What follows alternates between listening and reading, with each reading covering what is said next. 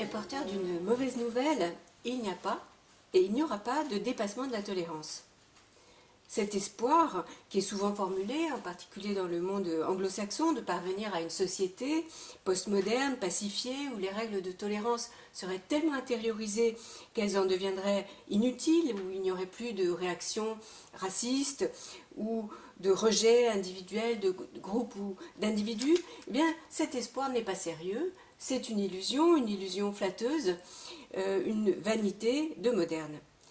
La vérité, c'est que nous n'en aurons jamais fini d'exercer la tolérance et d'avoir à fournir un effort qui n'est pas facile, mais qui est exigé de nous dans des sociétés qui ne sont pas homogènes sur le plan culturel, dans des sociétés qui sont multiculturelles. Alors, cet effort est exigé, mais il n'est pas illimité. Que la tolérance ait des limites, c'est évident, sur le plan moral ou sur le plan logique. Sur le plan moral, tolérer la cruauté, c'est plus de la tolérance, c'est de la lâcheté.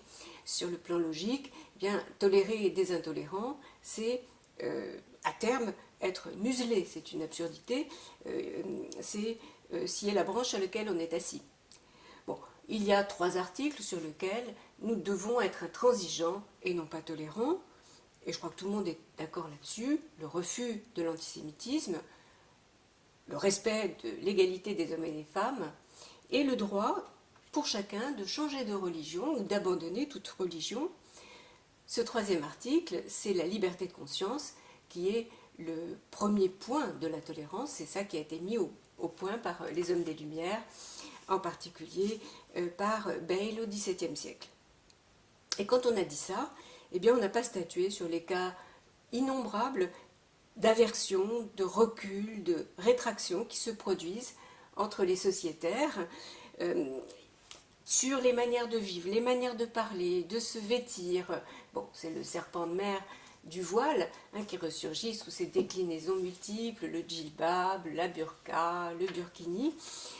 Et sur ces sujets, il n'y a pas d'avis tranché. Chacun et chacune doit s'examiner, savoir ce qu'il faut tolérer et ce sur quoi il faut résister pour être fidèle à soi. Alors, ce que je peux dire, c'est pourquoi nous n'en aurons jamais fini avec cet examen et cet effort sur soi. Et cette raison, c'est l'ancrage physique de l'intolérance et des aversions dans le dégoût, qui est une expérience physique élémentaire, une expérience animale destinée à nous protéger des intoxications, puisque le symptôme, c'est la nausée, le vomissement, et ce sont des mécanismes qui assurent la survie. Bien, dans la vie sociale, il y a autant d'attraction qu'il y a de répulsion, autant de désir qu'il y a de dégoût, et on ne peut pas vivre sans désir. Comme on ne peut pas vivre sans dégoût, c'est une folie de vouloir se dissocier de son corps.